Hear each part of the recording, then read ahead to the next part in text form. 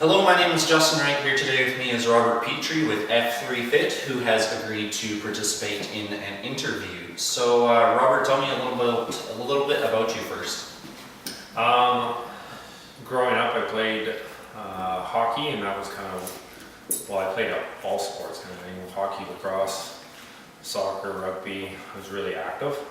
I took hockey to playing in junior and then university and a little bit of professional.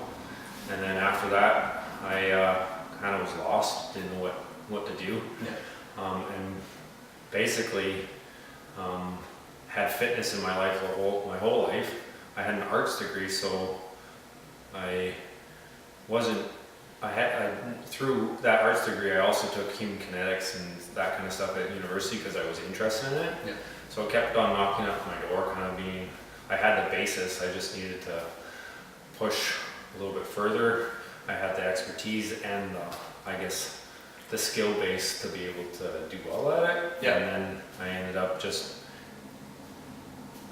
taking that leap of faith into the fitness world. Okay. One of the things the last thing with that is that it's, I always said thought I needed to get a real job, then I realized the fitness industry is a real job. Mm-hmm. Yeah. Okay. So, how did you choose the target market that you're in right now? I'm a little bit of, I think of myself as a little bit of a Renaissance man and master, or what is it, how did that saying go? I don't know. But basically, I was thinking of myself as jack of all trades, master of none. Yeah. So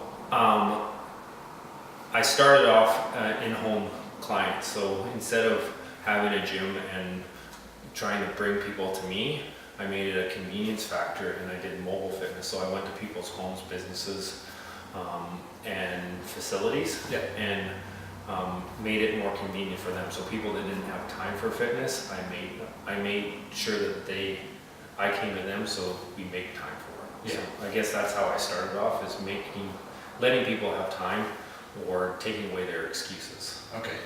Yeah. Okay, so the next question is, you don't have to answer any of these questions if you don't want to, I understand, but I was just wondering about how much you charge, and has that price changed since you started up your business? Each year, I'll answer the last question, for the pricing, my group fitness side of it, so doing people that do drop-ins and stuff like that, hasn't really changed much. It's gone up a little bit. I think my base price was about $12 to $12.50 for a drop-in. Okay. Yeah. Now it's up to $15 for a basic drop-in. Basically, the way I work my prices is I say, okay, what's the threshold what people will pay for a class? Mm-hmm. And then that's that drop-in, and then you encourage them to come more often. The price goes down, just as you can see that with other businesses. Yeah. So that's the baseline for group fitness. For one-on-one training, my base price is $90 for a one-time session, and then it goes down from there. Okay. Usually people do about 2 to 3 days a week, which is about $70 to $75 a session. Yeah. And then my small group or team training that I have, the base price for that for one time off is $150. And then it goes down to $100 for, I think, 3 days a week for group training. Okay. Yeah. So there's always, and that's why I ended with the private group sessions. I had it the same price as my one-on-ones. Yeah. But I realized if you have 2 or 3 people, put in a little bit more price per person, but they're sharing the price. Yeah. So instead of sharing $70, they share $100, and it's 4 people, so it's only another $5 per person. Yeah. Or roughly that much. Mm-hmm.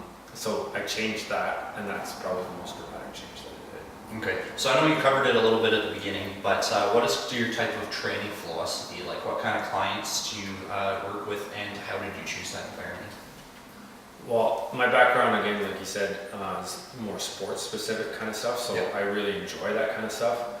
So at the start though, that mobile fitness, I didn't really have a choice of who wanted me to come somewhat the facility, but my philosophy is more functional, move well, and then move often. Yeah. Kind of Greg Cook's kind of tagline from FMS, and that's more form follows function. So being able to get the right form and being able to build a strong foundation is kind of the way I think of it. So even built in F3Fit is fundamental foundation fitness. Yeah. And the way I talk about that is learn your fundamentals, build a foundation, and then improve your fitness. Okay. So that kind of encompasses my philosophy. Yep. And then that goes into if people are getting injured, why are they getting injured? So let's learn if their fundamentals are proper, Yeah. and then rebuild their foundation, and then improve either their game or the way they move or their performance. Yeah. Okay. So did you grow up here, and did that kind of give you an idea, if you did, of what the market was currently in Kamloops? Yeah, I was born and raised in Kamloops, and then I moved away when I was 16 and then moved back for about 10 or 15 years. But it helped me quite a bit when I was building the business once I went out on my own, to have connections through the community, to be able to, people my age are starting to have their own businesses and be, and also Kamloops is a big hockey town, so I grew up with all the guys that were the best hockey players. Yeah. And being able to be associated with them helped me quite a bit. Mm-hmm. The other thing is when I moved back, it was only a hobby for me, like I said, but at the same time, I still volunteered at the Y. So I made volunteer at the Y, worked at TCC, I got as many avenues as I could. Yeah. Because in the back of my head, I guess I knew I wanted to do it. Mm-hmm. So I was building a clientele base out of my reputation at these different places, and doing classes allowed me to reach as many people as possible, rather than just trying to do one-on-ones or small groups kind of. Okay. So how long did it take to establish yourself and become successful? Because I know part of personal training, the beginning parts, getting the clientele can be a bit of a struggle sometimes for some trainers. Yeah, so just at the end of that last question, when I was talking about as soon as I came back into town, I was volunteering. It was probably, people say when I got established with this business, they're like, oh, you grew quite quickly. But I had been here for almost 7 years teaching classes. Yeah. And that's what really built my reputation, that I just had clients come to me right away. Okay. Rather than coming in here, starting a business, and then trying to build that reputation. And so I would say it probably took at least 5 to 7 years to build a reputation that people just wanted to come to me, Right. knew me by name. Yeah. It's one thing I've changed from, I started off as F3Fit Robert Petrie, and now I'm trying to remove Robert Petrie from the name. So even like Facebook page, take the Robert Petrie out and then build a brand through F3 rather than Robert Petrie. Okay. Okay. Yeah. So what was your biggest mistake or obstacle that you had to overcome? Oh, that's a tough one. I usually think in the positive aspect. Yeah. Probably, I would say at the beginning, I didn't charge enough for the service that I was providing. Okay. And the other thing that I continuously make a mistake at is I have a 24-hour cancellation. So if they don't cancel within 24 hours, they lose the session. Yeah.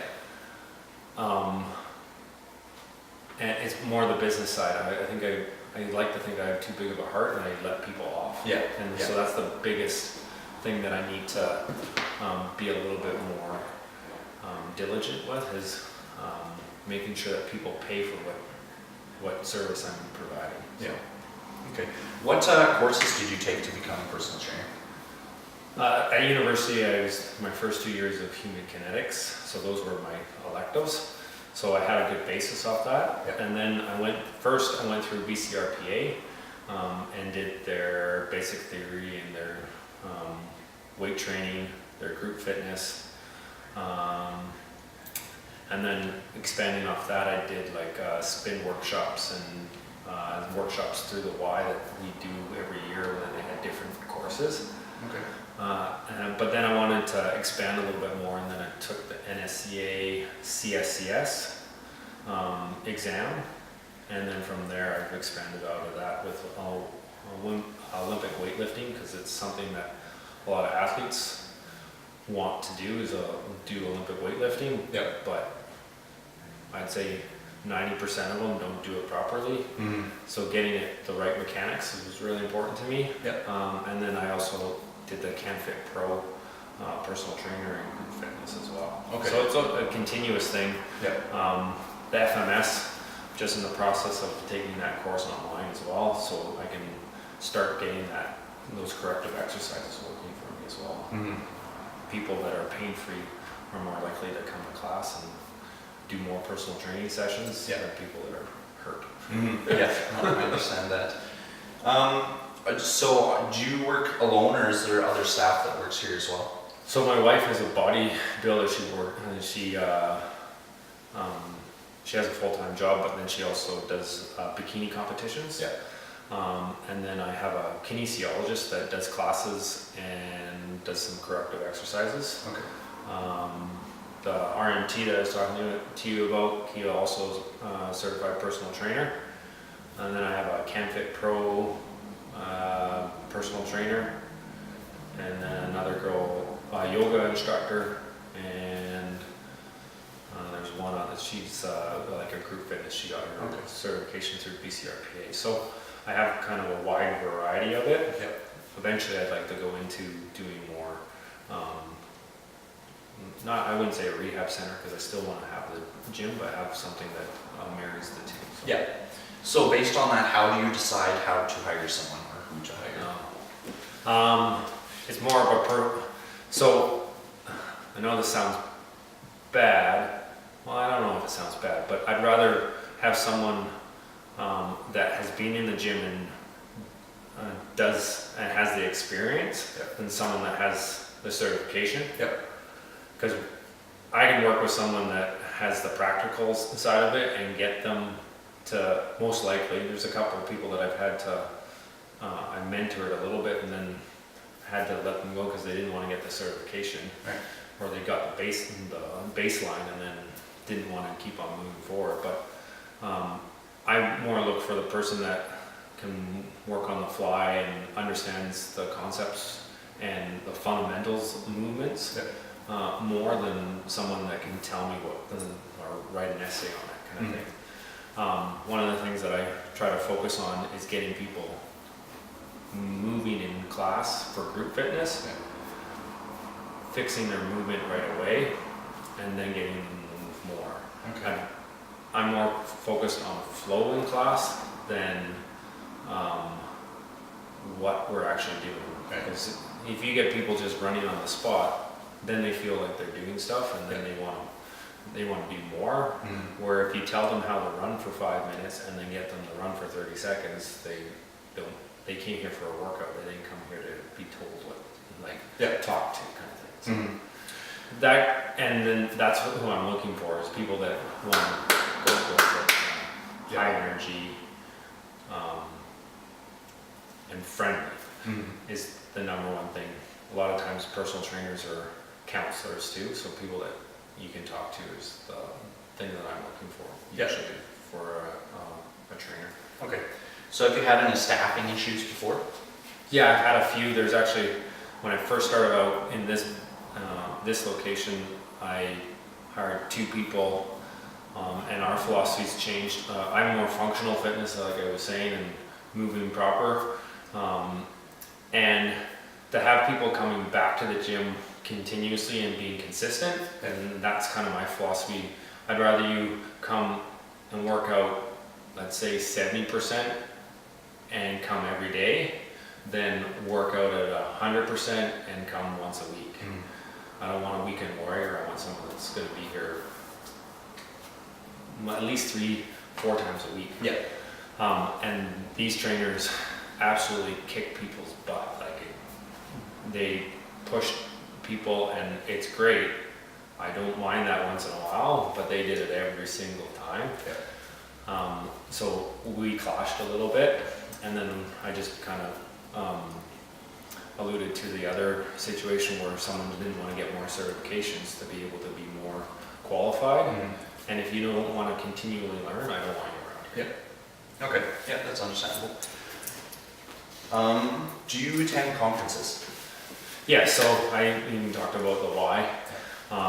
We had like, I would say workshops and weekend conferences, and like go away for a camp kind of thing and have intensive courses for 4 or 5 different blocks of things that you're going to, like conferences.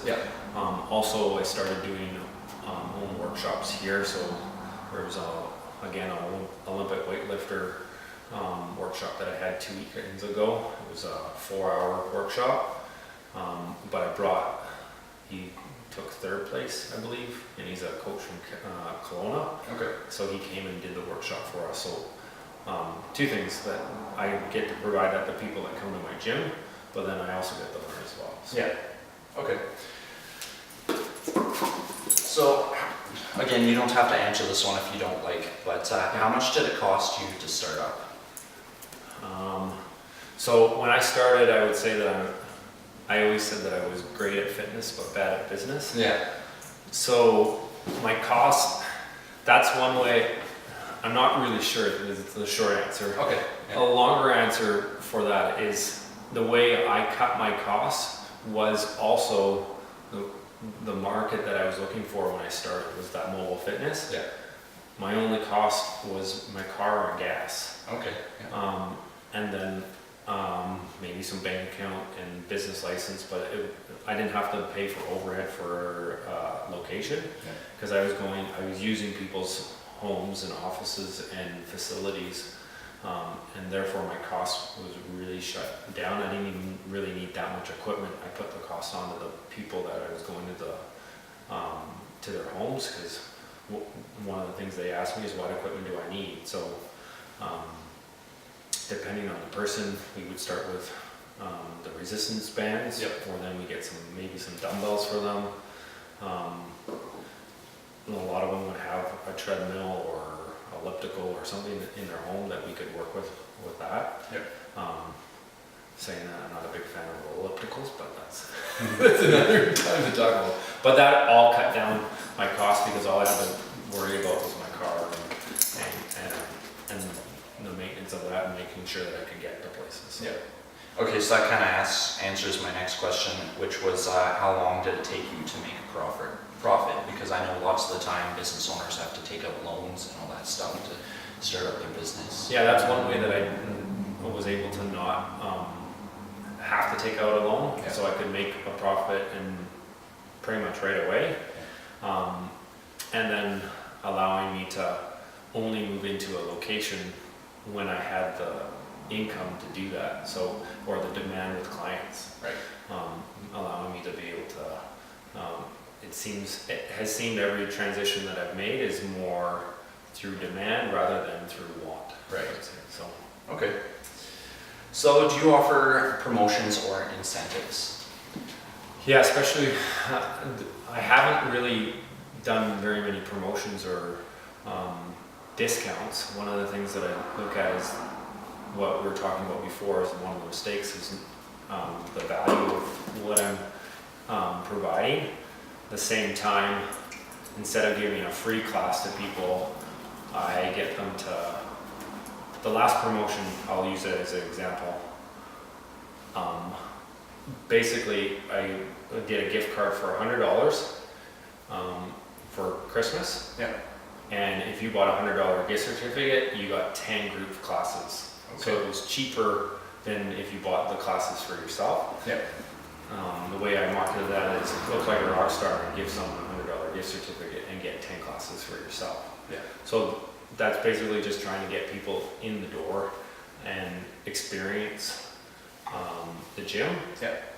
And basically it's trying to get people to create, you're not going to give a gift card to a stranger, you're going to give it to a friend. So most likely you're going to come with a friend. The more times you come with a friend, the more you want to be there because it's more of a social Yeah. thing, and then you get a workout. So creating that family Yeah. is one of the things that I focus on too. So I wanting to kind of layer those promotions rather than just free classes. You want to try to get create more of a reason behind that rather than just the promotion to get people through the door. Yeah.